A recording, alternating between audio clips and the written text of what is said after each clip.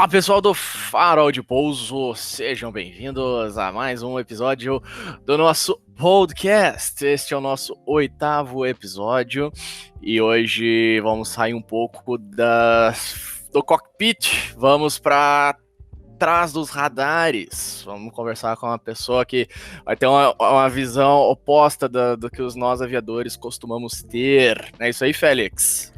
Fala aí, pessoal do Farol de Pouso, meu querido Johnny Victor. Sejam todos muito bem-vindos a mais um episódio. Com certeza, meu querido, a gente vai aprender um monte hoje com um cara que é muito carismático.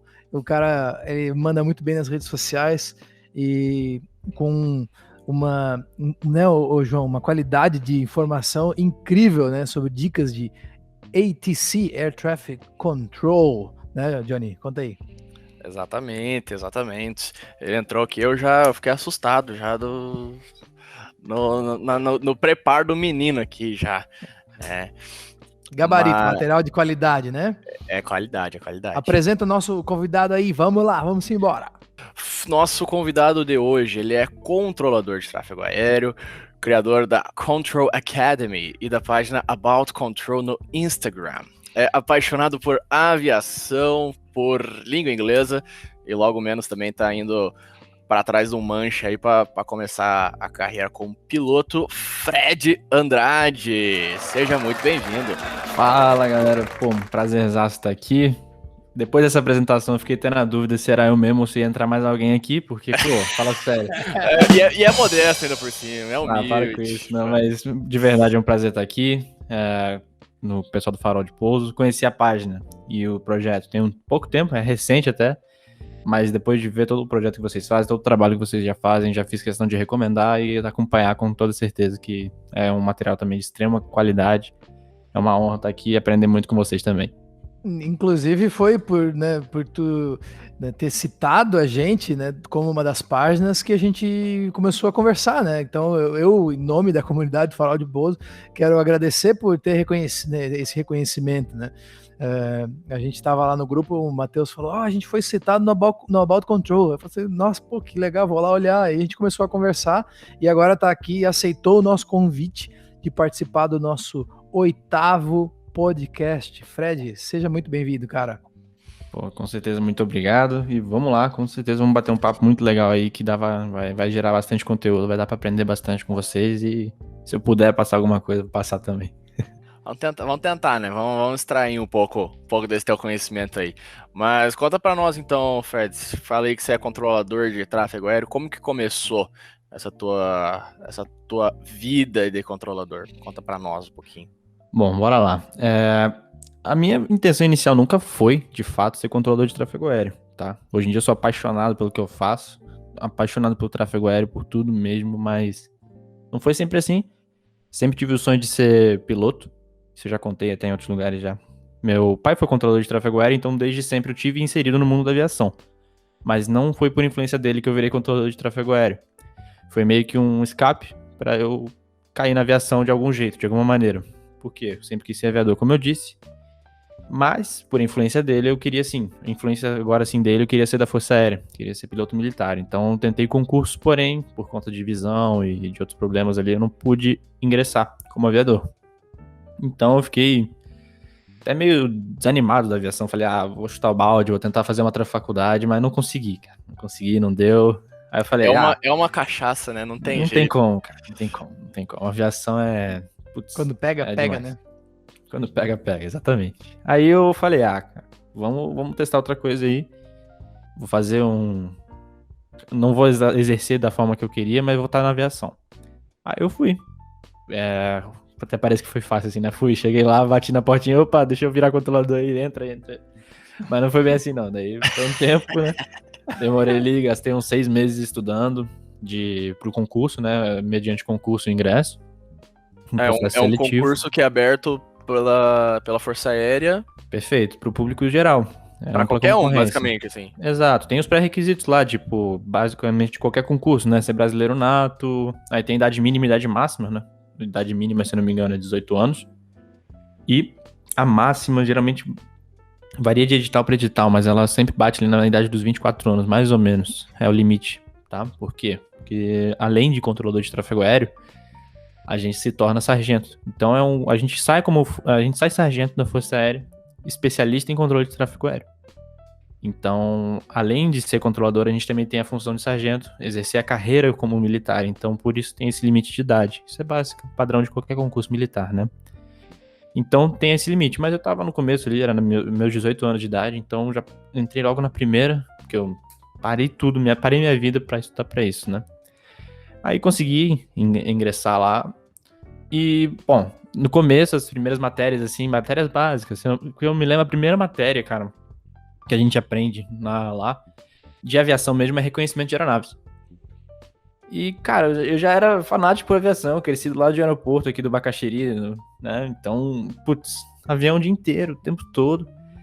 Aí eu, caraca, tô bem, tranquilo, foi sossegado. Aí eu tava tranquilo, tava em casa, né? Sempre gostei de aviação, o pessoal até ficava me zoando lá. Pô, vive isso, cara, mó tarado por aviação, tá? Welcome to the club, né? Todo mundo.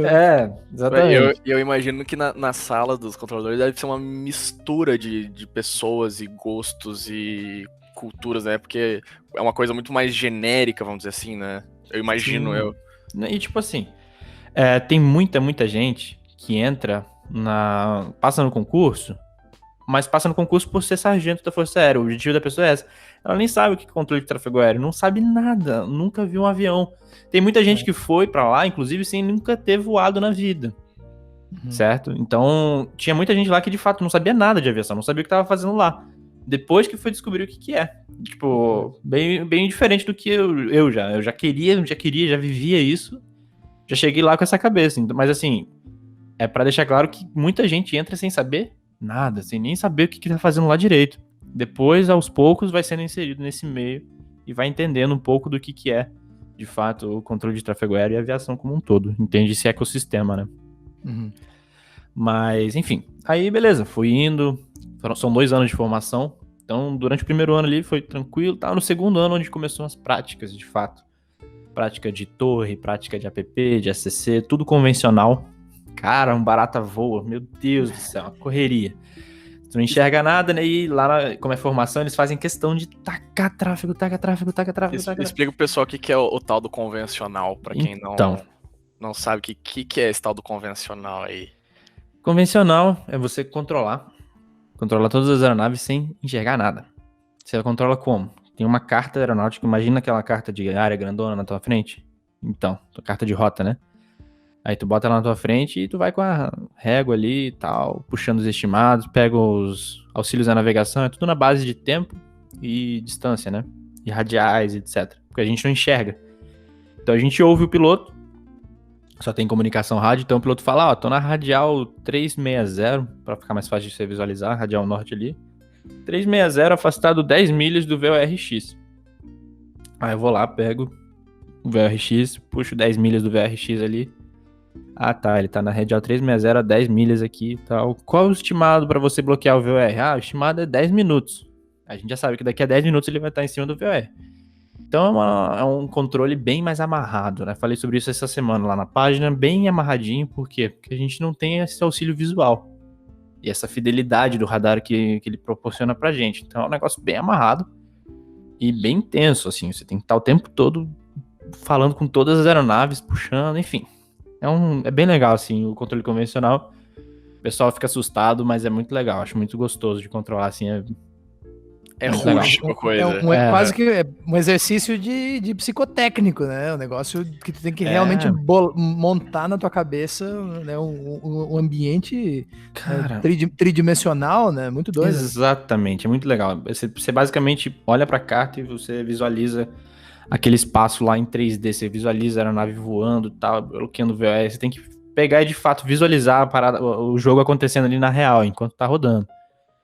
E quando você sabe que é uma aeronave de verdade que tá voando do outro lado, putz, aí é mais adrenalina ainda, mas é bem legal. Daí teve essas práticas e durante essas práticas, e durante a parte, principalmente quando entrou também o radar depois, foi aí que eu falei, caraca, velho, eu não queria isso. Tipo, quer dizer, não que eu não quisesse, mas não era a minha primeira opção. Mas, pô, o negócio é legal, hein, cara? Pô, é legal. Você não sabia que você ia curtir tanto. Eu falei, bom, tô gostando disso aqui, cara. Muito bom, é legal. Vamos ver. Continua. Aí foi um pouquinho. Quando viu já era, cara. Quando viu já era, eu já tava apaixonado demais já. Controle de aproximação mexeu comigo. Tanto é que eu escolhi pra uma localidade de controle de aproximação, né? Mas, putz, muito legal, cara. Foi essa formação, foi essa história. Faz uma vozinha aí pra gente. Farol 274 autorizado ILS. Faz. O que é? Farol 274. Autoriza nós no ILS lá de Curitiba, vai. Farol 274 autorizado curvar à esquerda para 270, interceptar o ILS para pouso. ILS Whisky da pista 27. Rapaz, vocês não estão vendo aqui. Olha aqui. Oi, rapaz. Você tá doido. Muito Farol massa, 247 reporte estabilizado ILS. Vai reportar estabilizado, Farol 274. Mas é muito, mano, é muito legal.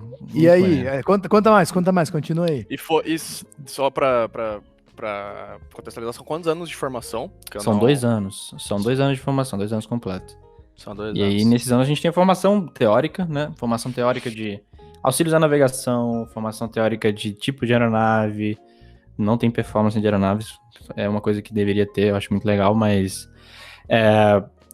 parte teórica de ACC, parte teórica de APP, quase um mês só para ICA 137 e ICA 112. E aí a gente aprende de fato. Cara, essa é uma parte muito... Até eu que já conhecia de aviação, já sabia, já estava envolvido nesse meio. Quando eu fui ter aquela injeção na veia de ICA 137, né, que é a bíblia do tráfego aéreo aqui no Brasil, que seria basicamente o DOC 444 e o anexo 11 na nossa veia. Cara, aquele negócio deixa a gente maluco. Quem dirá para quem nunca teve contato com a aviação, né? É um negócio muito abstrato de você enxergar, de você imaginar isso acontecendo na prática. Então foi um dos momentos mais tensos, assim, da formação, é quando a gente tem essa dose de tráfego aéreo de fato na veia, assim. Mas também todo mundo sai vivo, sai do outro lado, legal. E a parte gostosa que é a prática, né, cara? Aí sim. Putz, eu lembro da prática de torre. Prática de torre é muito legal, cara. Prática de torre é legalzinho demais. Conta pra nós aí, o que é de legal na prática da torre? Ah, cara, é que é o primeiro, como eles fazem como se fosse... fugir a palavra aqui. Vai evoluindo, né? A gente começa com a prática de torre, depois passa para a prática de APP e por último a prática de ACC. Uhum. E é claro, vai variar ali conforme a complexidade do trabalho, né? Claro que tem para ter complexidade. É a primeira vez torre. que tu... Desculpa acordar. É a primeira vez que tu realmente senta numa posição para controlar alguém de verdade na torre, é isso? Na realidade, a prática, ela é prática simulada. Ah, tá. As práticas são simuladas, entende? Entendi. Todas elas são feitas lá mesmo na própria escola, são práticas simuladas. A gente até tem um estágio prático de torre. Entendi. Lá em Guará, o Guaratinguetá, porque tem uma torre lá, tem um aeroporto. Uhum. Mas isso fica uma história que a gente conta daqui a pouco. Uhum. Mas as práticas de ACC, PP e torres são simuladas. Entendi. Então somos nós que fazemos a vez de piloto, nós que controlamos. Só vamos rodando ali dentro do ambiente de simulação. Então olha aí, ó. O simulador é usado também na formação do controlador, né? A gente, farol de pouso, treinamento em simulador. Vamos abrir um farol de pouso ATC Training também. Pô, com certeza. E inclusive, falando sério, cara, eu já peguei um jogo aqui de Endless ATC, o nome do jogo. E eu vi que dá pra você... Eu me aventurei, né? Eu vi que dá pra você criar. Você pega um documento ali baixa o próprio documento do jogo e altera, colocando as coordenadas geográficas, você consegue montar sua própria terminal. E aí você consegue criar vários cenários. Então eu tô nessa empreitada de... Ninguém sabe disso, hein? Eu tô nessa empreitada de criar algumas terminais aqui do Brasil. O homem é controlador, editor, gamer. É multifacetado, né? Nossa senhora! Ai, fala sério. Mas tô me batendo, cara. O negócio de programação é pesado, cara. Você já, agora falando de simulação, você já entrou em Ival ou VATSIM da vida? Já entrei. Já na Ival, já fiquei um tempo controlando lá no Controle Curitiba, né? Pra ficar mais ambientado, né? Porque eu não gosto de... Por mais que seja simulação, não gosto de cagar o rolê dos outros. Desculpa falar assim desse jeito, mas... eu não vou chegar na terminal Cuiabá, que eu não conheço nada, e ficar pagando de controlador lá e errando tudo na saída. Pô, vamos controlar direitinho, né? Vamos controlar em casa, tá? Pô, Jogar em casa, né? O cara é a postura do cara. O cara é profissional do controle e né, tá botando essa postura aí, João. Aí, ó, nós temos que aprender muito ainda, hein? Ah, você tá louco. Não, mas daí eu fico ali, né, no controle Curitiba mesmo, faço a simulação lá. De vez em quando, Nival. Eu ainda não consegui me ambientar totalmente, porque por rotina mesmo. Não consegui sentar e ficar tipo, putz, vamos parar agora. Agora eu vou parar, vou ficar só ali simulando um pouco, simulando umas 2, 3 horas seguidas. Não, ainda não consegui. Mas eu pretendo, sim, tenho intenção. Muita gente já pediu, inclusive. Faz uma semana, tipo, que nem o pessoal faz de simulação, costuma fazer, fazer uma revoada da galera aí, todo mundo pra lá e tal. Quem sabe a gente não faz uma dessa aí pra Curitiba, a gente Full ATC aí em Curitiba. É legal, hein? Fazer uma parceria das páginas aí, né? Chamar About Control, Farol de Pouso e mais, né? Desvio Bússola, Perna do Vento, o pessoal todo aí, né? Mais os amigos. Enfim, fazer uma revoada dessa. Mas vamos lá, vamos falar mais um pouco sobre como é que foi o teu treinamento e como é que foi quando tu, né, teu primeiro tráfego, autorizar o Papatango lá, não sei qual foi, ou foi um... Então... Dessa vez eu não tive chance nem de falar Papatango, cara, porque lá a gente tem um estágio de torre. Como tem a torre Guaratinguetá, eles botam os alunos lá para fazer uma ambientação. Óbvio que quem controla de fato é o controlador habilitado já ali, mas o aluno vai lá para entender e dependendo da vontade do instrutor, do operador, ele deixa o aluno dar um câmbio lá. E aí, primeira vez, né, fui, era um sábado de tarde, não dei nada. Pô, sábado da tarde, em Guaratinguetá, que movimento vai ter? Nada. Eu vou só pra olhar a torre mesmo, né? E fui, tranquilo, tá. Cheguei lá, fiquei sabendo que ia ter a apresentação da Esquadrilha da Fumaça em Campos do Jordão. Nossa. Beleza, não, Campos do Jordão ali, vai passar um pouquinho aqui na área, vai cruzar aqui e tal. Mas eu não sabia que eles iam pousar em Guará. Aí beleza, pousaram em Guará, eu fiquei olhando lá, babando, né, cara, pô, esquadrilha e tal. Pousaram em Guará, fizeram todo o trâmite deles lá, porque eles iam decolar de Guará, fazer apresentações em Campos do Jordão e depois regressar pra Guaratinguetá. E aí quando eu descobri isso, eu falei, caraca, peraí, não, vem cá, eles vão decolar de Guará, tô na torre, será? Não. Eu falo, um mais um é par, né? Falei, será? Daí eu falei, não é possível, né? Sabe aquela hora que você fala, será? Quantas torres Guará tem aqui? Só tem. Aí eu, beleza, fiquei lá na expectativa, né? Aluno, novinho, vamos, será que vai? E, cara, não foi.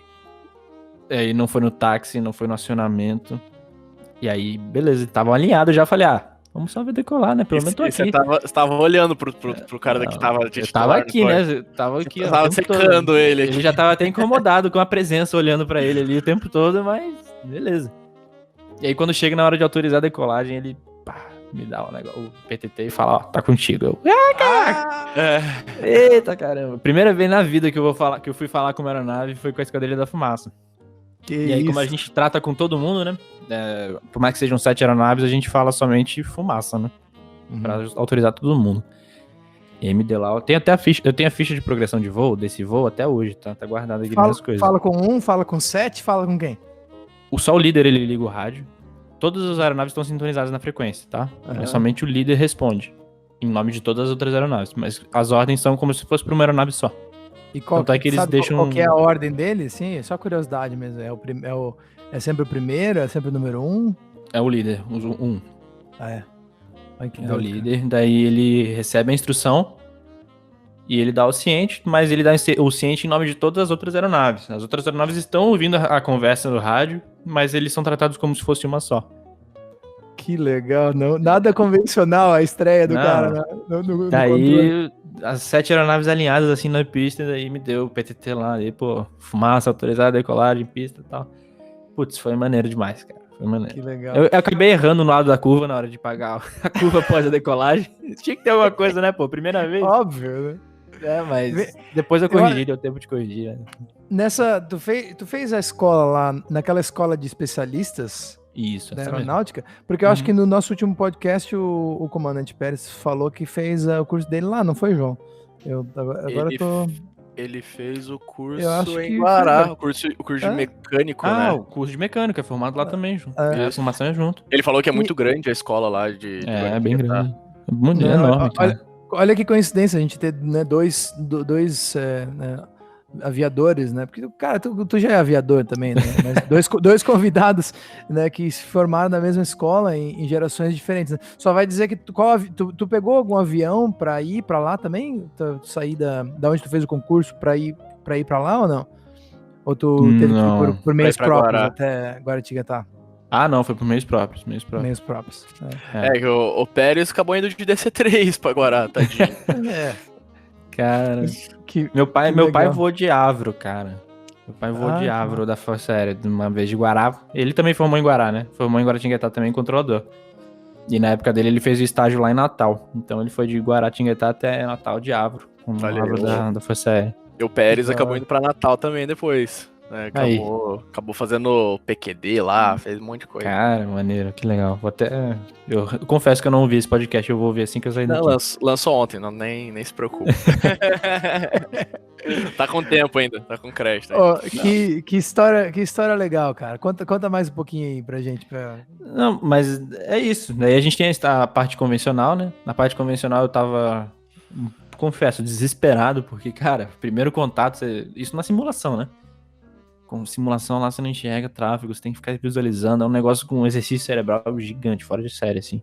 Sim. E após isso vem as práticas simuladas radar. Aí sim, mais legal, muito, muito legal, cara.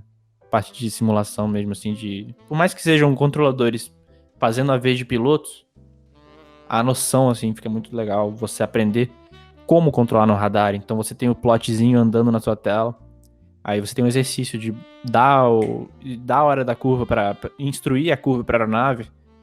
E aí tem uma linha desenhada na tela. Depois eu até, não sei, a gente dá um jeito de mostrar isso depois em outro material extra, alguma coisa assim. É tipo uma linha que fica desenhada na tela do radar. É uma linha que a gente desenha mesmo como controlador. E aí a gente tem a aeronave voando e a gente tem que dar instrução para ela, quando ela curvar, ela estabilizar naquela proa em cima daquela linha. Para que isso? A gente tem o raio de curva, né? Só que controlador, ele vê muito essa questão de raio de curva. Muito, porque é o tipo de coisa que decide entre a aeronave varar o ILS ou ela interceptar o ILS corretamente.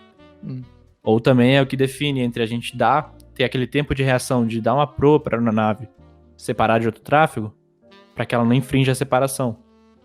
Então o raio de curva para sequenciamento, para um monte de coisa, ele é extremamente importante para o controlador ter essa noção. Para isso que é importante você saber a velocidade que o aviador tá fazendo também naquele momento, né? Sempre. Então, aquela perguntinha básica, né? Confirme velocidade indicada. Isso é o básico, assim. A gente sempre tá pegando velocidade e ajustando as velocidades das aeronaves para que todos os raios de curva fiquem parecidos e a gente consiga trabalhar com mais aeronaves e sequenciá-las da melhor maneira possível, né?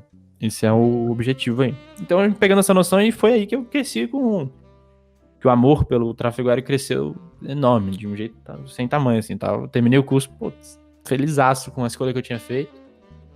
E, me senti completo, assim. Já gosto da parte de pilotagem, de aviação mesmo, controle de tráfego aéreo, só juntou o pacotão, aí não teve outro jeito, né? E aí, quando você se forma, como que funciona? Você escolhe a área que você quer ir? Se é delegado? Como que... Então... Tem quem escolha e tem quem seja delegado, né? Tudo depende da classificação. Então, ao final do curso tem uma classificação baseada nas notas e, enfim, no desempenho do aluno durante o curso inteiro e abrem as vagas. Então, o primeiro colocado escolhe a vaga que ele quiser, o segundo colocado e por aí vai. E aí, eu fiquei em, acho que, não sei, 10º ou 12º. Enfim, consegui pegar Curitiba, eram 4 vagas só. Aí eu peguei Curitiba e voltei pra cá. E aí escolhi o APP Curitiba. E, fui feliz pra caramba ali, cara. Adorei a escolha que eu fiz. Curitiba foi muito bom, valeu a pena demais, assim. E agora eu te pergunto, e a misturança de linha aérea com geral aí nesse APP? Como que faz? Então... Faz? É uma característica muito legal aqui, que a gente tem 2 aeroportos muito próximos, que é o Bacaxiri com o Afonso Pena. E a final de um dá quase na final do outro, assim. Eles são bem próximos mesmo. Então, é um a mais, assim, né? Que tem uma atenção a mais. Tem que demora um tempo a mais pra se acostumar com isso. E eu acho que o principal, a gente nem sente tanto a parte de aviação geral com linha aérea. Eu sinto mais a parte de instrução. Porque aqui tem um aeroclube também muito grande, o aeroclube do Paraná, então tem muita aeronave de instrução voando. E também tem o aeroclube de Ponta Grossa, então vem muitos deles fazer treinamento de IAP aqui. E, putz, cara, IAP, pra quem não sabe, procedimento de aproximação por instrumentos, tá? Então, vem muito deles. E, cara, é uma mistura de performances aí que pega. Porque quando a gente fala de aviação executiva com aviação de linha aérea, se a gente tá falando ali a partir de um King Air F90 e tal, a diferença nem é tão grande. Acredite se quiser, pra gente acaba não sendo tão grande, porque na final descida ali acaba... Na descida compensa, exatamente. Igual um ATR. O ATR ele iguala, passa até um Boeing. Já peguei o caso de eu ter um Boeing na final e um ATR atrás. O ATR tava querendo comer o Boeing, cara, porque tava muito mais rápido. Então, o ATR ele fica nervoso quando ele tá na descida.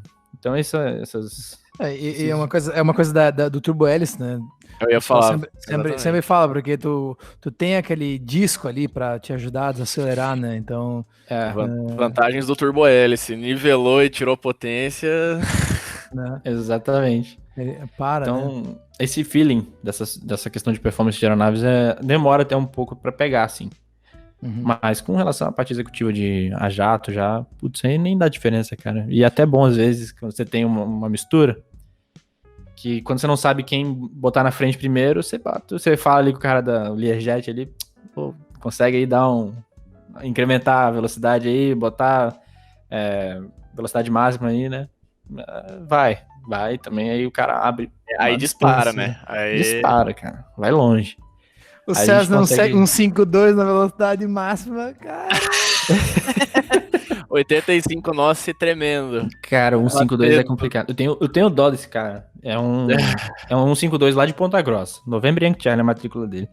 Ele sempre chega. Às 7 horas da manhã, a gente vê ele entrando certinho na terminal. Tá? Lá pro noroeste, vem de Ponta Grossa. E a gente já sabe, né? Quer fazer ILS. Cara, e é bem na hora que ele tá chegando. É aquele movimento, aquele boom da manhã, né? Entre 8 e 10 horas da manhã. Chegando aquele monte de aeronave de Guarulhos. Putz, monte. Coitado, ele só recebe uma pro ali e fica.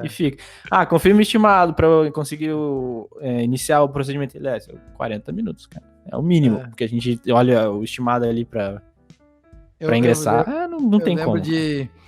Eu fiz parte da minha formação de PC visual no 152 lá em Porto Alegre, né? Era o Whisky Quebec Papá. E era a mesma coisa, cara, Salgado Filho quebrando, né, torando o pau lá e a gente lá fazendo, só que aí não era instrumento ainda, né, então assim, dava pra ficar na perna do vento ali e tal, mas eu lembro dessa... Pode fazer uma base curta, agilizada. Mas não é complicado, né? Não, mas é essa a diferença, é isso que dá a emoção, é muito legal, assim, tem que sequenciar, calcular, a gente tá o tempo todo calculando, puxando estimado. Como a gente tem o radar, a facilidade do radar, a gente não precisa ficar pedindo estimado, né? A gente pede algumas vezes, mas em geral a gente já puxa. O estimado para tal lugar, a gente já vai puxando, trabalhando com os estimados. Você consegue criar um vetor ali, ele já te dá o tempo, já que ele vai chegar até aquela posição. A gente já sabe exatamente quanto tempo vai demorar para chegar ali, se não variar. Mas o bom é que conforme a aeronave varia a velocidade, o estimado muda também. Então... É um challenge, né? Uma coisa a mais que vocês têm que fazer, né? Para poder conciliar todos esses tráfegos, né? Muito legal. E, por exemplo, aí no caso desse, vocês têm algumas contingências, assim, por exemplo, paga uma remetida num padrão, ou algumas coisas assim que né, assim, encavalar muito, não sei nem os tráfegos, ou qual que são os termos, né, que se fala. Não, cara, é muito legal isso, porque isso pega num assunto que muita gente não conhece. Vamos lá. Se vocês não ouviram meus podcasts anteriores que eu fiz em outros lugares, eu vou perguntar, eu quero que vocês me digam o que vem na cabeça de vocês. Como vocês imaginam que eu trabalho? Como eu tô controlando, como vocês imaginam que eu trabalho? Sou eu na frente do radar? Como é que vocês visualizam isso? Eu imagino que seja na frente do radar. Você tem a strip, né? Eu sei que você tem certo. A stripzinha. E eu acho que é como se fosse mexer no computador. Eu acho. Certo. Sou só eu ou tem mais gente? Você tem o tal do esquerdinha que fica na direita, né? Isso aí. Olha aí. Então, esse cara, chamado esquerdinha, que fica realmente na nossa direita, ele que faz todas as coordenações. Então, o controlador de radar, que se a gente for falar... No Brasil a gente chama de controlador de esquerdinha, né? O controlador, ele tá responsável só pelo radar. A função dele é controlar as aeronaves. Então ele recebe as solicitações dos pilotos. O que ele faz é passar pro esquerdinha. Na realidade, o esquerdinha muitas vezes já tá ouvindo, ele tá na frequência também, ele ouve e ele que corre atrás. Então, quando eu falo aguarde coordenação, não sou eu que falo, aguarde coordenação. Pega o telefone, saio pra... Não, tem como dar pro direto pra ele? Não, eu falo isso aqui, aguarde e toca a vida, continua controlando. E ele já sabe. E ele que pega o telefone, liga, corre atrás da pro direto e tal. Depois ele me dá um tapinha no braço, o azul 4723 tá autorizado, pro de tal. Aí eu vou lá e falo. Então, eu imagino que muitos pilotos têm aquela sensação de, quando eu falo aguarde, e logo em seguida já respondo ao autor aeronave, que ele falou, cara, cagou pra minha solicitação aí. Eu acabei de pedir um negócio, ele falou aguarde e foi responder o outro. Ele só deu o aguarde por causa do ego dele, mas ele já queria autorizar, ele já ia autorizar antes, né? Entendeu? Então, tipo, não é isso, é que tem alguém que tá responsável por isso. Então, respondendo a sua pergunta, com relação a remetidas, esse tipo de coisa, o controle de tráfego aéreo, o APP, o controle de aproximação e a torre, a gente está em coordenação constante. Então, eu estou o tempo todo ali em coordenação com a torre, já é um hotline que a gente chama, né? Eu clico numa tela ali, ele já sai direto no telefone da torre. E é coordenação o tempo todo, então se a torre me liga e fala, ó, fulano de tal tá remetendo. Beleza, eu tô ciente. Aí eu pego aqui, vem cá, o que você quer que eu faça? Eu, como esquerdinha, eu olho pro controlador do radar, porque ele que tá mais inteirado da situação, ele que sabe o que vai colocar onde, quem ele vai mandar, quem ele já tinha intenção de mandar uma pro direta. Então eu pergunto pra ele qual é a intenção dele. Se fica melhor curvar à direita, se fica melhor curvar à esquerda, faz conforme carta. Aí ele me fala, ó, pede pra ele curvar à direita pro tal, subir pra tal nível. Aí eu falo, ó, torre, manda ele fazer isso, aquilo. Desligo, a torre manda, e assim que a torre instruir aquilo lá que eu recebi do meu controlador de radar, aí eles transferem a comunicação pro app. É bem assim. Então, a torre não tira do além a instrução de arremetida. Com certeza, o controlador de torre conversou com o controlador de app, e aí todo mundo se organiza. Então, a coordenação, costumo falar, é a engrenagem que faz o tráfego aéreo rodar. Consequentemente, faz a aviação rodar. É a coordenação, é a conversa entre dois órgãos. Sim. É isso que faz você decolar de Porto Alegre até Manaus num serviço praticamente contínuo. Sem... O que é claro que bem coordenado. Desculpa, Félio, vai falar bem coordenadinho, consegue quase uma pro do destino nesse no voo assim, né? Quase isso. Mas todo piloto sabe, né? Todo mundo que para pra pensar sabe que tem uma coordenação, né, que é delicada, né? Bem delicada mesmo, né? Então, e é bacana tu parar para escutar, né? Agora eu fiquei com uma dúvida ali, ô Fred. Então às vezes tu pode estar no controle, na tela do radar, e às vezes tu vai ser o esquerdinho, tanto, né? Tipo, às vezes tu vai ciclar com o teu colega. É exatamente isso. É exatamente isso. A gente chega, tem uma escala, a gente define uma escalinha lá, tal, vai render de controlador, vai render de assistente. Isso varia de local para local, como é definido isso. Mas eu rendo, num turno de serviço eu posso render como controlador e posso render como assistente.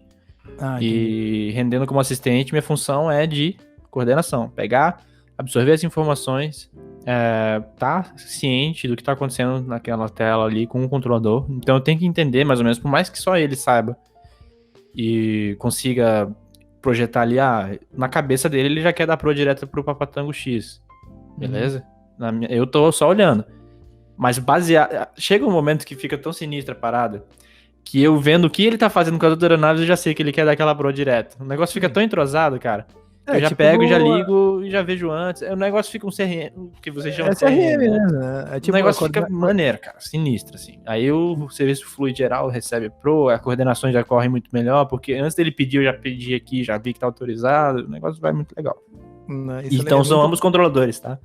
Uhum. E o controlador de assistente, ele tem uma repetidora de tudo que tá acontecendo na frente dele. Então ele tem que estar o tempo todo pronto, que a gente fala, para assumir o serviço. Se acontecer qualquer coisa com o controlador, o assistente ele já sabe quem tá indo pra lá, onde, quem tá indo pra cá. Esse aqui recebeu pro direto, esse aqui recebeu pro de tal, esse aqui tá na STAR, esse aqui tá na CID, esse aqui já foi autorizado o procedimento, esse aqui tá em inglês. Então, quando... Se ocorrer um controller incapacitation, aí o outro assume. Exato. Se o cara daqui baixar, eu já sento na cadeira do lado dele, já toco o controle não para. Entende? E também não trava porque Imagina, pegar alguém que do nada, do além, tá lá sentado na sala de estar, tranquilão, com a cabeça pra cima, pezão levantado. Chega, vem, pau, senta na cadeira, o pau comendo, ele não sabe o que tá fazendo, quem foi autorizado, quem não foi. Então, pra evitar isso, tem o esquerdinha que assume... A transição. Exato. É que nem o copila. O copiloto ele tem que estar o tempo todo ciente do que o comandante tá fazendo, e vice-versa. Pra que, na situação onde um não possa fazer alguma coisa, o outro já sabe o que tem que fazer. É o que eu ia dizer antes, é pilot flying e pilot monitoring, né? Então, tipo, a gente faz isso toda hora durante o voo, né? A gente fica intercambiando a tarefa, mesmo não sendo comandante copiloto, né? A parte, a hierarquia do gradiente da cabine, né? Falando de turno, como que é o turno? Quantas horas tu trabalha? Porque é super estressante, aquela história toda que sai sempre no jornal e tal. Cara, dizem que é estressante. É de fato, não vou negar estressante. Esse cabelo branco teu na frente aí. Não, esse aqui não dá, cara. Esse aqui não tinha. Esse aqui é de agora. Mas, cara, assim, carga de trabalho isso varia de turno para turno, de localidade para localidade, tá? Então eu vou falar a minha experiência aqui que eu tive. São turnos mas isso é geral, tá? Turno manhã, tarde e noite, o que varia são os horários, que entra e que sai. Mas o horário do turno da manhã seria entrar às 7 da manhã, sai às 2 da tarde. Aí às 2 da tarde entra o turno da tarde, que sai às 9 da noite. E às 9 da noite entra o turno da noite, que sai às 7 da manhã do dia seguinte. Então, esse é o turno de serviço. Esses são os turnos de serviço. E eles variam ali dentro do turno de serviço, obviamente. Quer dizer, não vou falar obviamente, porque muita gente pode ter essa dúvida. Eu não fico 8 horas controlando. Eu não fico 8 horas na frente da tela do radar. Até isso aí, sim, seria desumano. Que é um serviço que exige... fritado, né? Você não ia saber nem exatamente. Então existe um limite. O controlador não pode passar mais de 2 horas. Isso é limite geral, tá? O controlador não pode passar mais de 2 horas na console. Uhum. Então ele tem esse limite, tem esse gargalo. Deu essas 2 horas, ele tem que sair. Geralmente não deixa chegar nisso. Tanto esquerdinha quanto o próprio controlador mesmo. Ambos. Porque ambos têm uma carga de trabalho muito grande. Sim. Então, geralmente não deixa chegar nisso, tá? Um pouco antes ali, 1h10 até, ou 1h30, 1h45 já sai. E aí vem outra pessoa. Então é feita uma escala ali, a gente se organiza entre a gente. Ou se tiver algum supervisor. Você descansa um pouco, depois você volta. Exato, despluga, passa o serviço ali, entrega a situação.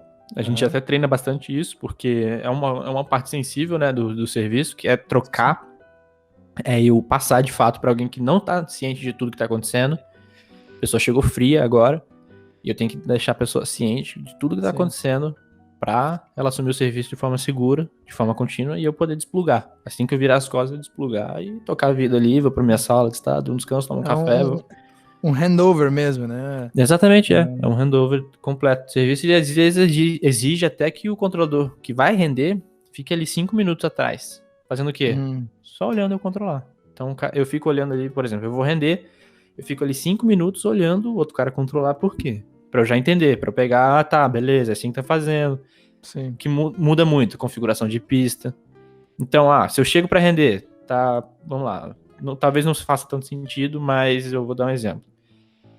Bacaxeri e Curitiba operam pistas convergentes, de certa forma. Bacaxeri 1836, norte-sul, e Curitiba 1533. Existem tipos de configuração de pista que são favoráveis pra gente. Favoráveis em que sentido? As aeronaves vão conflitar menos. E existem outras que as aeronaves vão ficar o tempo todo ali, a gente vai ter que ficar o tempo todo intermediando e cuidando para ver qual saída vai fazer, tal.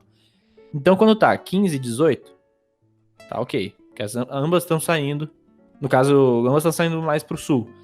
Quando tá 18, 36.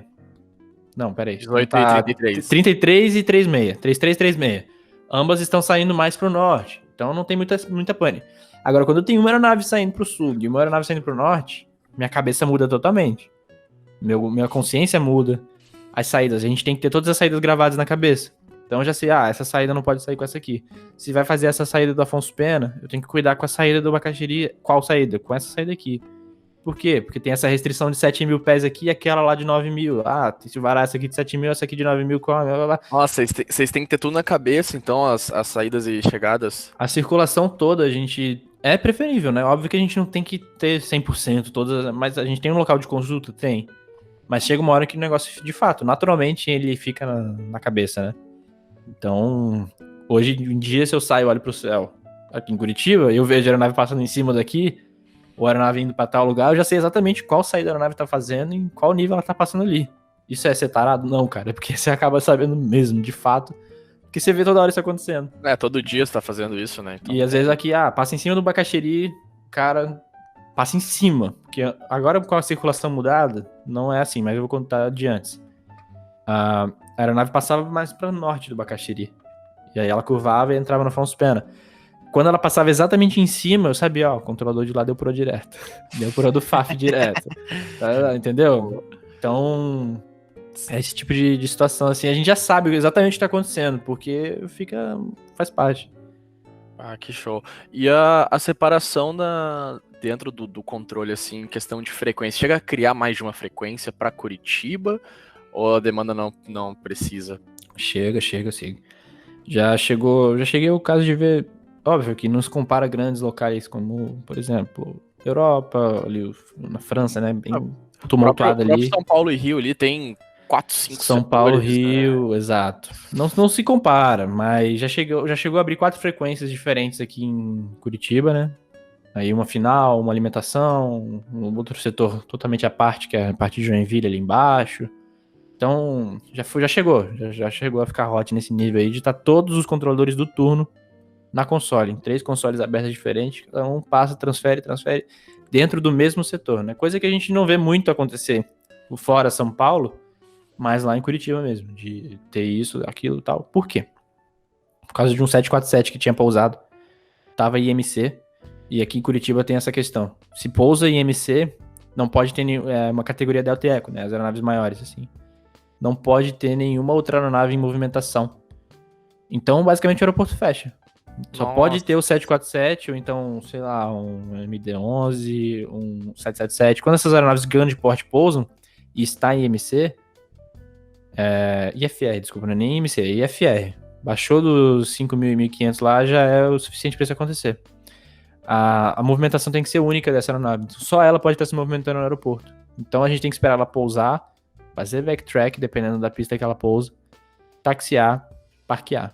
A partir daí eu posso liberar o movimento. Então, nisso aí a gente bota 20 minutos. Imagina 20 minutos no horário de pico, 10 horas da manhã. O tanto de aeronave que já não chega e tá esperando. Então, aí é esse tipo de situação que a gente tem que lidar. Em Porto Alegre a gente tava com uma situação parecida, que eu voei em Porto Alegre há um tempo, e não sei se você tem o aeroporto na cabeça assim, mas sim, lá não tem taxiway pra 29, né? Você tem que fazer backtrack.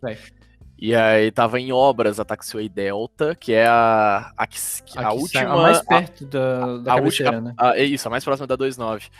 E aí tava fechado pra fazer obra de ampliação, pra aumentar a categoria da taxiway ali. Né? Aí tinha que fazer o backtrack metade da pista, né? Faz backtrack, volta lá na Charlie, que é a do meio da pista. Nossa, meu amigo, aí sim. Aí então, esse tipo de situação é hot, cara. É o controlador que se vire e o piloto que tenha paciência, né? Exatamente. Eu até tirei print esses dias de um meme muito engraçado quando a pista fecha. As reações, né? Tipo, o piloto, tipo, que saco. Mas daí o controlador da torre fica felizão, né? Tipo, pô, não tem nada pra fazer, né? Fechou. O que eu vou fazer? Fazer nada. E o controlador do app lá, rasgando, porque tem que dar jeito, né, cara? Bota, sequencia, espera, dá proa. A gente evita botar em espera, né? Então a gente geralmente abre um pouco, pede pra reduzir, mínima limpa, dá uma proa pra abrir, ele vai um pouco numa proa mais meio que fugindo do ILS pra depois curvar ele assim, abrir. A gente vai fazendo uma ciranda e tal. Enfim, é muito legal, cara, muito legal, apaixonante. A gente teve uma pergunta lá na Masterclass que eu ministrei um tempo atrás, que era sobre essa questão de usar ou não usar o Required Time of Arrival, né, do FMS de um avião. Se vocês não têm esse tipo de protocolo, assim, de procedimento, de falar assim, passe o Initial Approach Fix aos 2.0. Não rola esse tipo de coisa? Já fiquei sabendo disso, já fui perguntado disso outras vezes, e Depende. Você vai encontrar controlador. Eu já usei esse recurso algumas vezes já. Isso depende. Né? É que muitas vezes o controlador não tem noção. Falta um pouco desse intercâmbio, às vezes, sabe? De eu entender o que acontece. Por exemplo, não dá pra fazer isso, com todo respeito, com Seneca. Porque a aeronave não tem essa capacidade. Mas se eu tô falando de linha aérea, basicamente todas as aeronaves de linha aérea têm essa capacidade. Então, acaba que eu não fazia antes por falta de conhecimento. Falando por mim, tá? Eu não fazia por falta de conhecimento. A partir do momento que eu tomei conhecimento disso, eu comecei a utilizar isso mais a meu favor. Eu falava, por exemplo, gol, alguma coisa, tem condições de bloquear a posição tal aos tanto? O gol, ele confirma, tô ciente. Então. Passa na posição tal, aos tanto. Ajuda, auxilia pra caramba. Mas eu, falando por mim, eu não utilizava antes realmente por falta de conhecimento. Eu não sabia da existência desse recurso. Legal. Porque às vezes a gente, né, tem essa pergunta aí e eu não sabia o que dizer, né? Mas agora, pelo menos de uma parte, a gente sabe o que a gente pode, né, falar. Agora, pegar um link do que você falou de interação piloto-controlador. Pergunta de piloto agora. O piloto pode recusar uma autorização? Sim e não, quando? Qual o motivo que ele tá recusando? Qual é o motivo? Não sei, assim, por exemplo, alguma vetoração, alguma limitação de velocidade, alguma coisa que sai um pouco do escopo. Pode acontecer isso? Não pode? Quais são as prerrogativas do Perfeito. A questão é qual é João, o motivo? É igual você falar com a sua namorada, cara. Tipo, é complicado. Tipo assim, cara, já aconteceu de eu querer vetorar uma aeronave e ele falar, não tenho condições devido à formação meteorológica. Sim. Não tenho condição de curvar para tal lado devido a condições meteorológicas. Cara, é o tipo de coisa que eu vou acreditar nele. Eu não tenho como tá lá, não sei se tem aquela nuvem lá, de fato, formação ou não. Eu não vetoro ele para aquele lado, eu me viro. E eu estava contando com aquela proa. Putz, eu tava contando que aquela aeronave tinha que curvar pra direita naquele momento.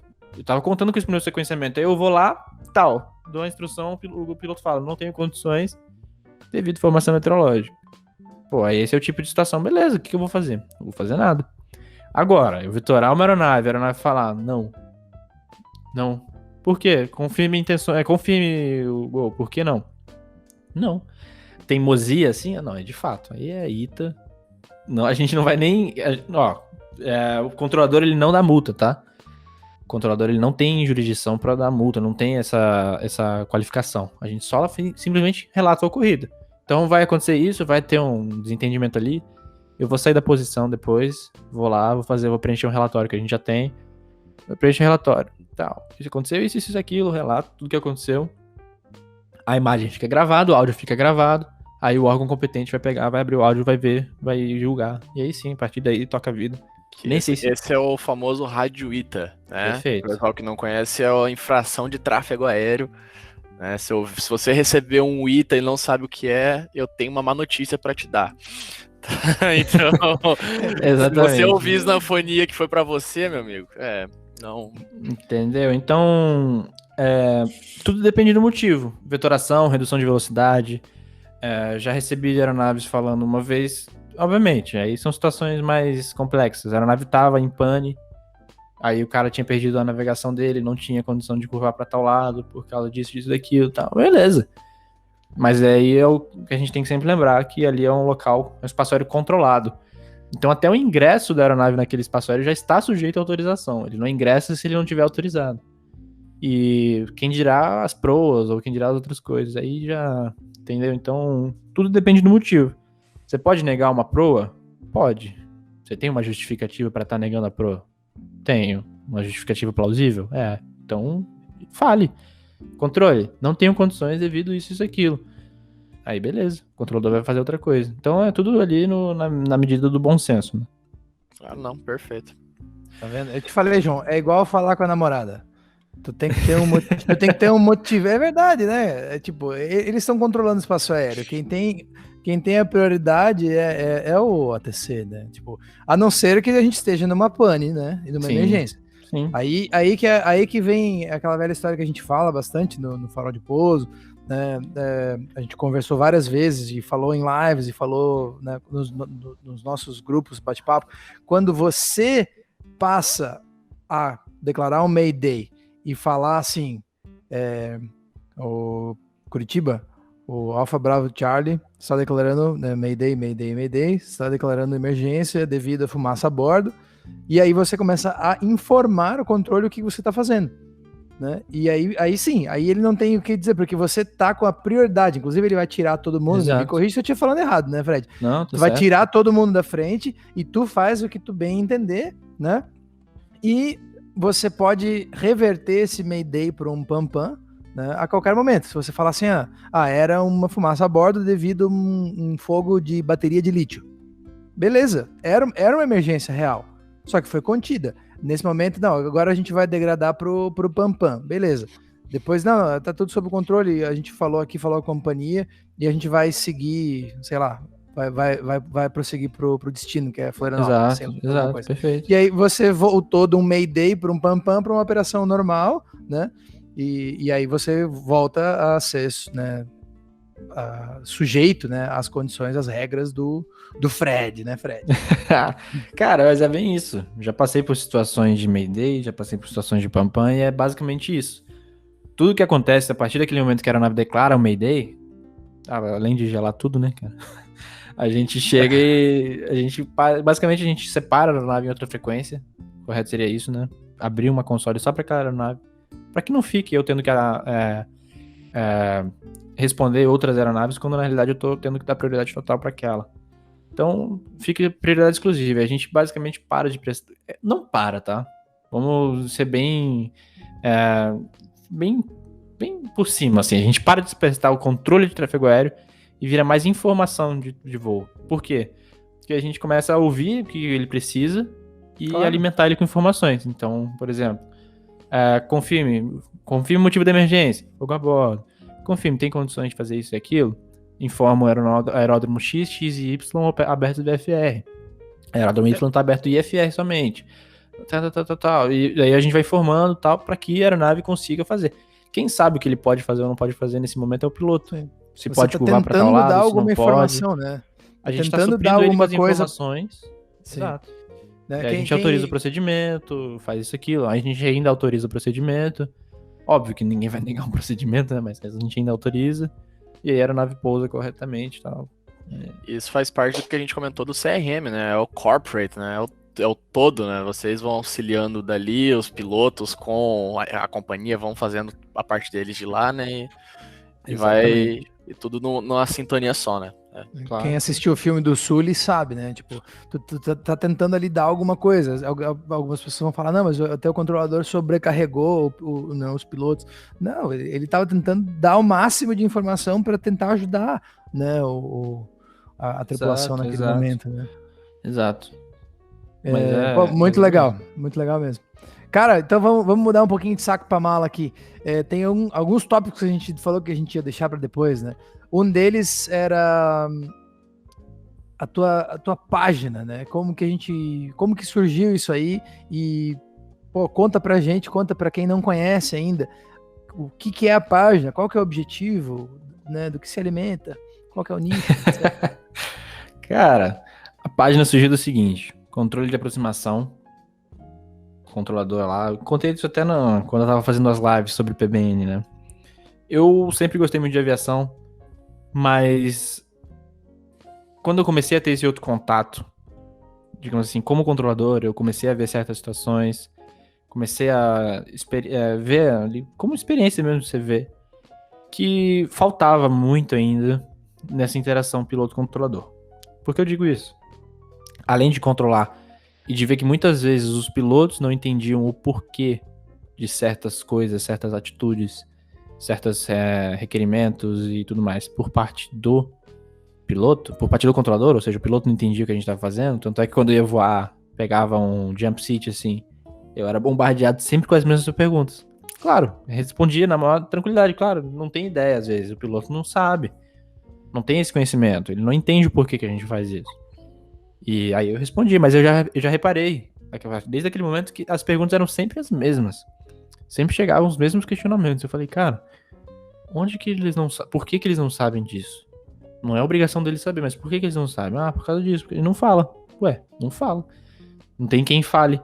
Da mesma maneira, como eu já conheci o outro lado também da pilotagem, eu ouvi alguns questionamentos por parte de controladores que eu falava, tá, mas se a pessoa soubesse exatamente também o que aconteceu ali do outro lado, também entenderia. Então, muitas coisas ali, muitas situações que simplesmente por falta de conhecimento, não conheço o que acontece do outro lado. Aí eu criei a página exatamente com esse objetivo. O objetivo de fazer esse meio de campo. De trazer ali um pouco do conhecimento que eu tinha sobre controle de tráfego aéreo para os pilotos, para a comunidade de aviação, para que os pilotos tivessem conhecimento. E também o outro lado, né? Mas bem menos do outro lado, porque eu não sou piloto, não tenho essa experiência, mas tentava à medida do possível também. E com o tempo isso foi evoluindo e virou um local onde posso conhecimento de aviação geral. Hoje em dia, deixou de ser simplesmente um local para explicar curiosidades sobre o que é o controle, por que o controle faz isso, mas para tudo. Virou um local onde eu ensino, vamos lá. Eu tento passar um pouco de conhecimento sobre diversos assuntos relacionados à aviação e tá evoluindo cada vez mais. Hoje em dia já tem a Control Academy e por aí vai, foi crescendo. Hoje em dia tem isso aí. Vamos lá, o que é a Control Academy? E aí, será que eu falo agora já? Não. Não, então deixa suspense. Eu gosto musiquinha da Pantera Cor-de-Rosa. Deixa a musiquinha ela já existe, sempre... vocês já ouviram falar de Control Academy. Agora, o que é a Control Academy? Exatamente. O João sempre bota uns efeitos sonoros, é muito legal. Então tá aí, ó. Não vamos dar o spoiler, vamos ficar na atenção. Mas, ô Fred, tu nunca imaginou que o teu reach ia ficar tão alto, né? Que tu ia chegar o Brasil inteiro, né, cara? Tu influencia ou tu faz parte da formação de muitas pessoas, né? Tipo, né, quando a gente foi fazer a breve absorção da tua abrangência, tinha um reach de 400 mil pessoas, e que com certeza é muito maior do que isso já, porque, pô, tu tá em todas as cidades, todos os aeroclubes, as pessoas realmente vêm e comentam, então, né, na tua página, isso é muito legal, né, louvável.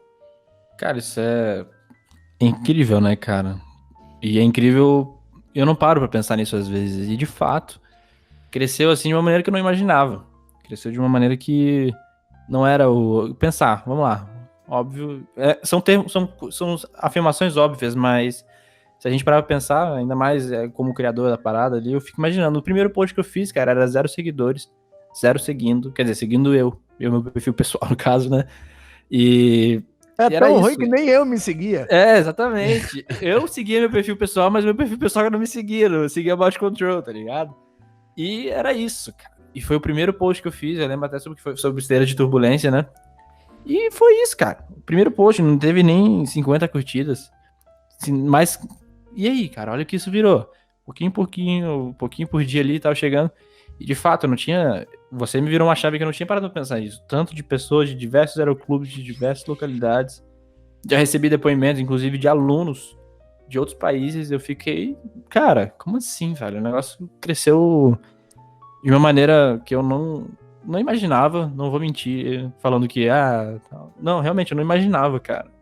João, a gente vamos colocar aqui para todo mundo nas redes, né, em aberto mesmo, o nosso convite, vem fazer uma masterclass junto com a gente também, vai ser uma honra poder trocar uma experiência e fazer um aulão em conjunto, né, de aviador e controlador para trazer para o pessoal. Cara, eu tenho muito request de aula de PBN, né, de aula dessas coisas assim, de RNP, RNAV, tudo que envolvem o CNS ATM, né? Isso. Exato. Então, assim, numa dessa a gente... Vamos conversar sobre isso mais adiante. Vamos sim, mãe. O convite está aberto. Depois eu te Aviation e Control Academy, vamos. Eu te envio o contrato de sociedade depois, tá, Fred? A gente acerta depois. Cara, mas o PBN é engraçado que foi um dos motivos também, né? Eu tinha os motivos de querer trazer a aviação pra ficar mostrando o lado do controlador pro piloto e tudo mais. Só que foi um dia, eu contei essa história, um dia que eu tava controlando um total, uns Boeing 727, faz um voo de madrugadão lá. E ele tava vindo de Guarulhos pra Curitiba. E eu olhei na strip. Lá na strip a gente tem todas as informações. Procedência e destino, tipo de aeronave, a capacidade da aeronave, né? E eu olhei lá, pô, beleza, RNAV, tava escrito lá. Só que tava escrito RNAV 10. Beleza. Aí eu só olhei o RNAV. Na época eu não conhecia, não tinha domínio desse conhecimento. E foi isso. Depois que eu cheguei, a aeronave entrou na minha área e eu mandei voar pro de um fixo, de um waypoint, no caso, não foi fixo. E a aeronave falou que não tinha condições de voar o waypoint. Aí eu falei, peraí, como assim? O cara faz aeronave, mas ele não tem condições de voar o waypoint. Eu fiquei, tipo, minha cabeça deu um nó na hora, porque pra mim aeronave equal GNSS. Não é. Entendeu? Naquela época era essa a minha mente. E depois que eu estudei e fui ver, minha cabeça abriu pra caramba. Eu falei, putz, legal, cara. Preciso contar tem isso muita pro gente pessoal. que pensa igual eu. Tem muita gente que pensa igual eu pensava. Que RNAV, se falou RNAV, automaticamente é GNSS e acabou. Não tem essa divisão de 5, 10, 1, RNP Approach. Não tinha isso na minha cabeça. E a partir desse momento eu criei. A gente é muito, né? Nós todos, né? O João vai falar que eu sou muito mais velho que ele, mas a gente é de uma geração que a gente já se acostumou com o advento, né, do GPS, né? Só que, né, não era assim. Muita gente esquece o inercial, né? Esquece que existe uma plataforma inercial, que existem outras maneiras de você ter a sua navegação autônoma, né? Exato. A gente faz isso aí nas aulas de cruzamento norte Atlântico toda hora. Tipo, se você perder o GPS, você pode? Pode cruzar. Né? Depende de qual rota que você vai pegar, porque, né, depende de quanto tempo foi a sua última atualização DME, né? Quanto que tá o drift do seu inercial, né? Quanto que o seu inercial tá se perdendo, né? Na vida louca, assim. Mas é por aí, né? Quando a gente voava na Webjet lá, a gente chegava no terminal de Salvador, aí o inercial, né, chegava uma hora que pegava um DME ali e outro, e um VOR, talvez, e falou, cara, opa, agora eu me achei. O avião fazia assim, ó, chegava dava um bankzinho assim, aqui, ó, beleza, né? Então, muito legal, não deixa de ser um pouco da história, né? Eu ia falar exatamente isso que você falou, Félix. A gente, querendo ou não, tá acostumado, né? Pega um Flight Simulator, o Cezinha tem lá um GNS 530, né? Pô, o GNS 530, ele tem tudo, né? Ele já faz RNP, faz o caramba. Só que se você pegar, de fato, a documentação, que é a chamada LOA, né? Letter of Authorization, que vai ter as especificações de cada RNAV, você vai ver que ele faz o RNAV 10, ele faz o RNAV 5, e às vezes o equipamento vai fazer só o 10, né? Igual o Fred falou. Né? Exatamente. Então, acho que o fato de a gente só ver sempre a coisa mais complexa, né, do GPS, eu faço RNP Approach. Tá, mas eu também faço outras coisas, e podem ter equipamentos que fazem só outras coisas, né? Exatamente. Então, foi isso, cara. Aí esse foi o start, eu já tinha página, e esse foi o start pra eu falar, não, bem calma. Talvez dê pra ir um pouquinho além de só mostrar o lado do controlador pro piloto. Talvez dê pra passar um pouquinho desse conhecimento e tal. E foi bem pouco, de pequenas doses homeopáticas de conteúdo de aviação, bem de leve, bem aos poucos, bem superficial. Como que é um radar primário, radar secundário, transponder. Foi evoluindo hoje em dia. Tô fazendo masterclass de PBN. Somado com boas habilidades de edição, aliás, boas habilidades audiovisuais, né? Igual você falou, né? Aí dá certo, né? Cara, foi legal. Ô Fred, eu tenho uma dúvida, voltando ali pra questão de quando tu controlou esse 2.7 raiz ali. Sim. A strip,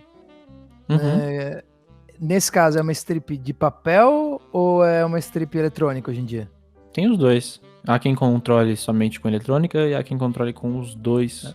Explica pro pessoal o que é uma strip, que o pessoal que nunca viu o que é, não sabe o que é. A gente chama de strip, né? Mas na realidade o nome brasileiro seria FPV, né? Ficha de progressão de voo. É uma ficha que contém todos os dados relevantes daquele voo para aquele setor. Então uma FPV de centro é diferente de uma FPV de APP, que é diferente de uma FPV de torre. Então, somente os dados relevantes ali. Então, supondo, matrícula da aeronave, tipo da aeronave, procedência de destino, nível solicitado de cruzeiro. Para app, qual saída vai fazer, qual transição, se tá chegando ou se tá saindo, ou seja, ARR ou DEP, para olhar para bater o olho na ficha CB, se a nave tá chegando, se a nave tá saindo. E aí a partir disso aí a gente vai preenchendo, né? A gente vai preenchendo ao decorrer das situações. Então, Aí que tá, o vai preenchendo, né? Por exemplo, quando a gente tá ali para pedir uma clearance, quem decide a SID, né, o SID, né, é o cara do delivery ali, do tráfego, e aí ele escreve no papel, né, porque... Então, como é que funciona isso varia.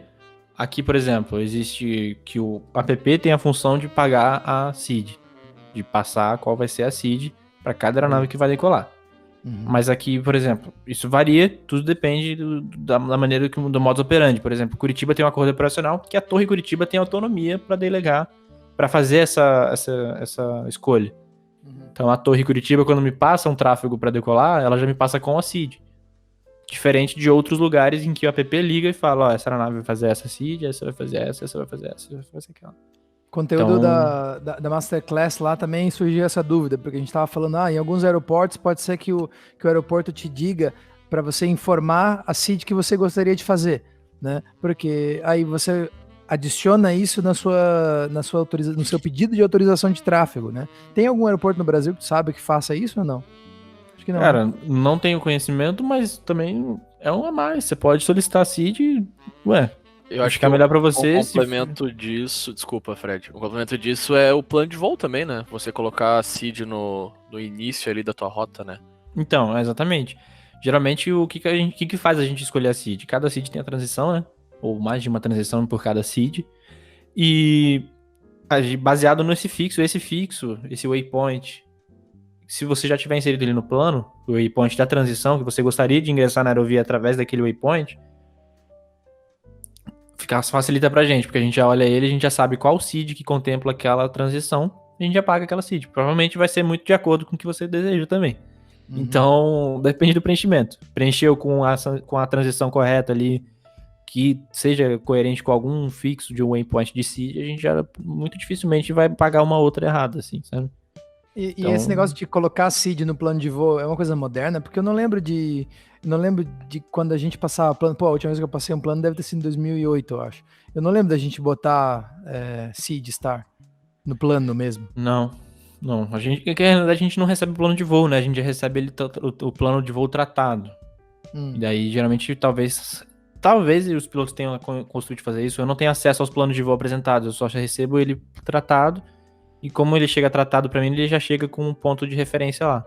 Então, você tá, por exemplo, Elosa, que é um plano, é um fixo aqui, ele é uma saída pra Londrina. Entendi. Se eu vejo que tem Elosa ali, eu já sei que o cara quer sair pra Londrina. Entendi. Entendeu? Isso sempre foi uma dúvida pra mim também, de se coloca ou não coloca o SID no plano. Também, eu já vi em planos na gringa, alguns que eu tive a oportunidade de ver, assim, mas não sei também, não sei de padrão, se é padrão ou não é, não... No final das contas, quem vai escolher, sem querer ser babaca, mas no final das contas, quem escolhe é a gente, entendeu? O que fica melhor pro controle na hora.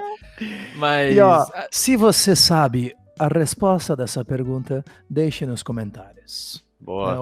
Ou manda inbox pra gente, porque a vida é assim, né? Ninguém sabe tudo, né? Muitas vezes, né? O conhecimento está espalhado por aí, né? Mas eu, só pra tirar dúvida, entrei no site do CGNA rapidinho aqui, puxei o plano de voo repetitivo da Gol e tô scrollando aqui a página e só tem fixos, tá? Sempre fixos iniciais que vão entrar na aerovia.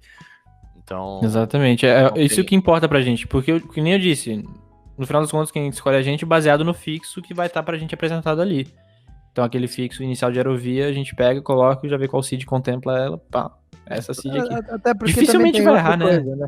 Que nem aconteceu ontem, eu mandei lá a gente tava copiando lá tava copiando um ATIS e na segunda vez que eu fui, o comandante perguntou qual que é a temperatura, e aí eu tive que copiar o ATIS de novo, já era outra pista, ou seja, aí tu não vai preencher o plano com a pista, porque daqui a pouco já vai ser outra pista. Exatamente. Muda a pista em uso, já acabou acabou tudo, exatamente. Mas Fred, então tá, falamos da TC, falamos da página e a aviação pilotada, né, atrás do cockpit. Como que tá isso aí? Já tem algum caminho trilhado? Não tem? Cara, tenho faculdade de Ciências Aeronáuticas, eu não completei a faculdade ainda, tive que parar esse semestre por motivos pessoais aí, mas pretendo voltar mais para ter realmente esse curso, essa formação, acho interessante. E aí, a partir desse momento, iniciar a minha formação prática mesmo, de fato. Fazer a banca da Nike e a partir daí começar a pilotar. Tô sempre voando com os amigos e tudo mais, mas ainda não sou piloto de fato com certificado. Eu tenho informações que você andou voando Skylanes por aí, né? Próximo a uma região metropolitana, tirando fotos de aeronaves clássicas. Confere isso? Voei Skylane. Foi maneiro, esse dia foi louco. Rapaz, nunca voei Skylane, bicho. Sempre tive vontade. Voei Skylane, só que eu voei de um jeito diferente. Eu voei com quem que tu voou esse Skylane aí? Conta pra nós. Voei com o Tid, pô. Conhece o Tid, não conhece? Ô Tid, abração pra ti aí, cara. O Tid é nosso amigo, ouvinte do podcast, churrasqueiro de primeira. Não, o Tid é sensacional, gente boa pra caramba, gosto muito dele, cara. Então aqui, ó, salve para o Tid e para o Museu WS. Salva de palmas. Salva de palmas para o Tid. Cara, e sabe uma coisa que eu gosto muito deles, cara? Eu identifico muito com isso, que é a questão de você desmistificar as coisas e fomentar a aviação. Então, exatamente. Aqui os nossos aplausos, mais uma vez, aplausos. Round of applause. Aplausos para o Museu WS. E homenagem ao Tid também. E aí, chegou a ver as fotos, Félix? Tu chegou a ver as fotos? Vi algumas, né? Pô, eles bateram umas fotos de um aqua azul, né? Numa luz maravilhosa, com as colinas assim no fundo. Cara, sensacional. Foi muito bom tirar aquelas fotos. Então, mas conta mais aí. Tu já também voou Cessna 152, PA-18, né? J3. Cessna 152, PA-18, T6. A foto tua, né? Que mais? Tudo a ali, foto né? é no T6. A foto é no T6. O bicho voa T6, cara, não. Deixa, Feg, me dá o kick agora pra valer, só pra... Não precisa da minha presença nesse podcast. Mas lá é sensacional, cara, lá é sensacional. Deu pra voar T6, Stearman, PA-18... Lá é aonde? Conta pro pessoal lá. É na região metropolitana de Curitiba, em Campo Largo. É o WS Museum lá, né? Qual que é o indicativo, o IATA lá? Não, IATA não, ICAO. Peraí que... Campo Largo, ICAO, Sierra Juliette, Whisky Lima. Isso aí mesmo, peraí. Caraca, velho, fugiu de fato. Sierra Juliette, Whisky Lima? É o que o Google tá dizendo. Não, Sierra Charlie Foxtrot. Serra Charlie Fox, Campo Teimoso, tá certo. Isso. Então você é teimoso, lembrei agora. Boa. Foi o que eu disse. Não, é isso aí. É Serra Charlie Fox. Lá é Estância Teimoso. Max Fontoura Airport. Não é muito legal, cara. E como é que tá a tua carreira? Como é que tu vai tirar tudo e diz aí? Pô, tu quer resposta sincera? Eu não sei. Eu conheço uma página do YouTube e do Instagram que ajuda o pessoal que tá começando. Então, depois eu te passo o nome. A parada não é que eu esteja perdido no que fazer, né? Isso aí é questão de... eu tô inserido no meio da aviação, por mais que eu não seja piloto, eu tô o tempo todo em contato com isso e tal. É mais a questão de me organizar financeiramente mesmo, né? Acabei de me mudar, acabei de mobiliar a casa inteira, acabei de casar, então calma aí que vamos respirar um pouquinho. Terminou de respirar e a gente pode pensar nessa empreitada, porque... Casamento. Valeu. E pensar nessa empreitada, né, cara? Porque de fato é um investimento pesado que tem agora, mas com certeza eu não descarto isso em hipótese alguma. Daqui a pouco, se não esse ano que vem, eu tô pilotando. Tô pilotando oficialmente. Show de bola. E, Fred, o recadinho pro pessoal que tá se capacitando agora como piloto ou que quer se capacitar como controlador, o que você dá de dica aí, de conselho, você que já trilhou esse caminho de controlador, tem trilhado, né? O que você diz para esses jovens pessoas que estão na aviação? É o seguinte, Eu respondi essa pergunta hoje, tá? Numa caixinha de pergunta lá no Instagram. O cara perguntou: é verdade que pra ser piloto você tem que ser amiguinho dos outros, dar tapinha nas costas e ficar puxando Eu vi saco e isso tudo aí. mais? Então, eu sou muito adepto da seguinte resposta. Foi a resposta que eu dei pro sinal. Dei uma brincadinha, né? Falei, pô, pra virar piloto você tem que ter dinheiro, primeiro de tudo. Mas isso foi só a parte. Agora, de fato, você trabalhar e construir uma carreira e trabalhar e viver da aviação, nada nunca vai superar o esforço, a capacitação, o estudo, a paciência, a humildade e a força de vontade, no caso. Então, você de fato gostar do que você faz, ter a humildade para você começar de baixo, não querer chegar sentando na janela, chegar hoje, formei piloto comercial hoje, chequei minha última hora, chequei piloto comercial. Cadê o Learjet que eu vou voar? Não, vamos lá. Tem que ser humilde, tem que se deixar começar a ganhar experiência, então correr atrás, ter a capacitação, não adianta, formei também piloto comercial, IFR, multi, acabou, sentei, não vou estudar mais nada, sei tudo que eu preciso saber para voar agora o que eu quiser.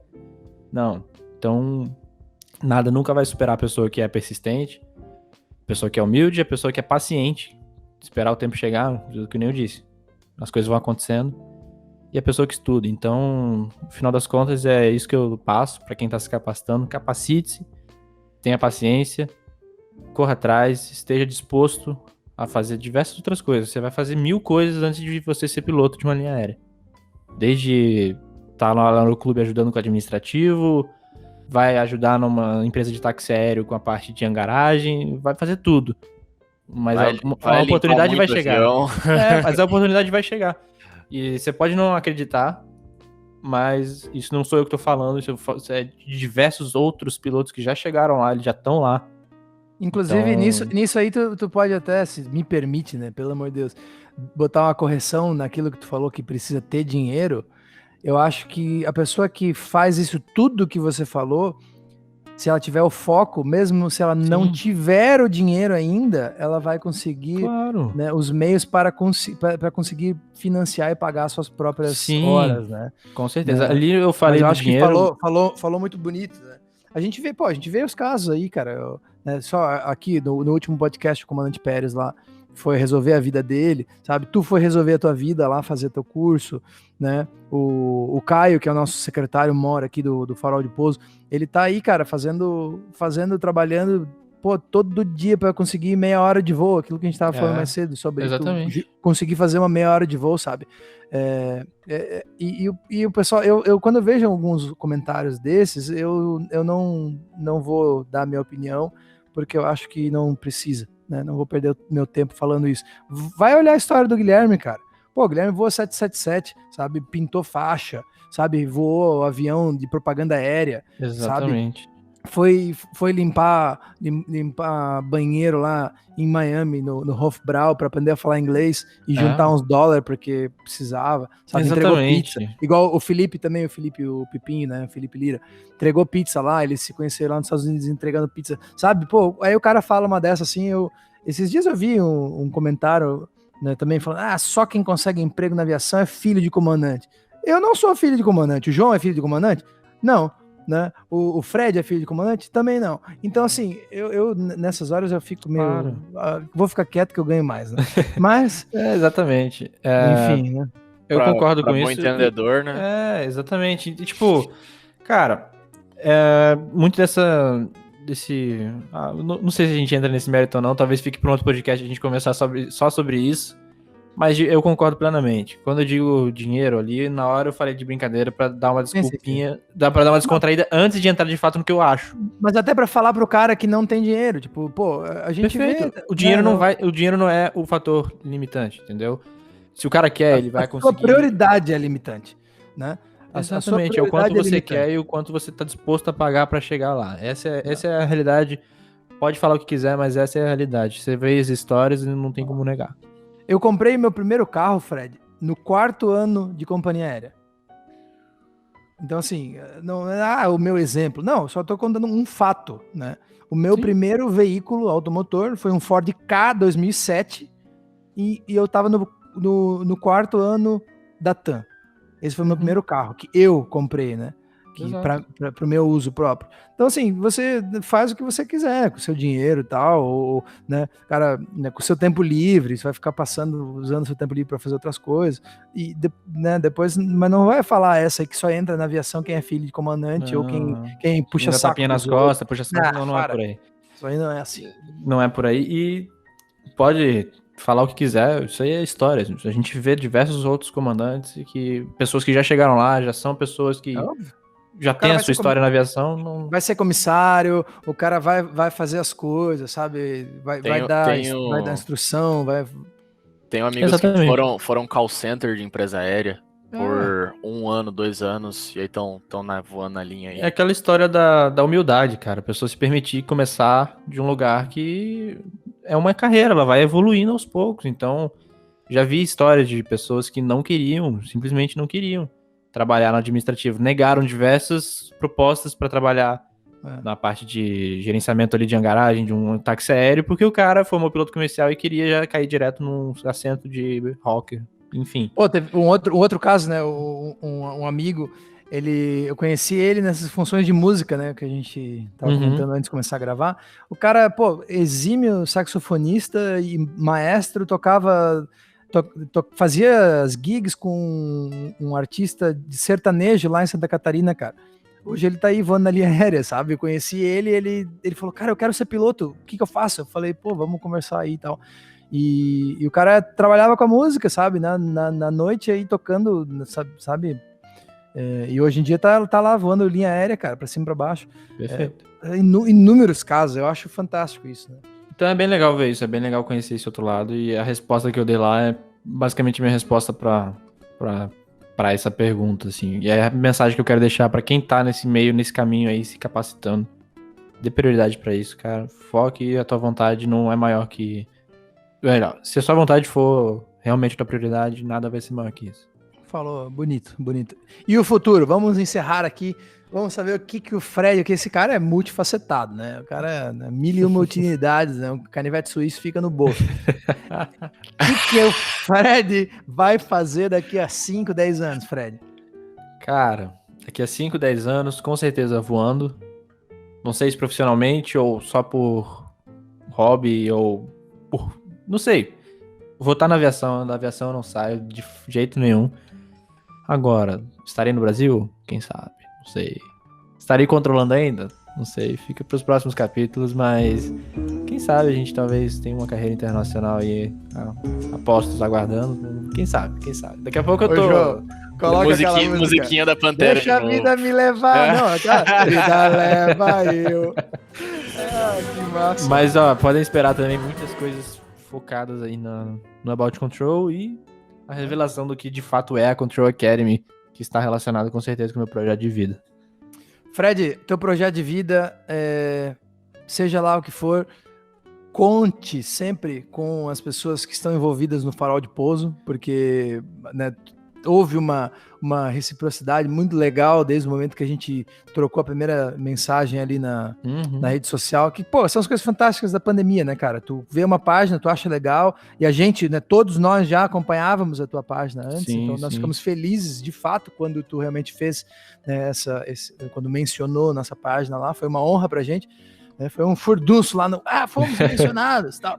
Então, assim, conta realmente, né, conte com a gente para todas essas partes aviatórias aí, o que for que a gente possa fazer para, né, voar no simulador, ou então participar, fazer uma masterclass junto, para ter, né, controle, ou a gente fazer um voo simulado com pilotos e ATC, ou desenvolver alguma coisa, ou só estudar, ou tirar dúvida, porque é isso aí, zero pano preto e...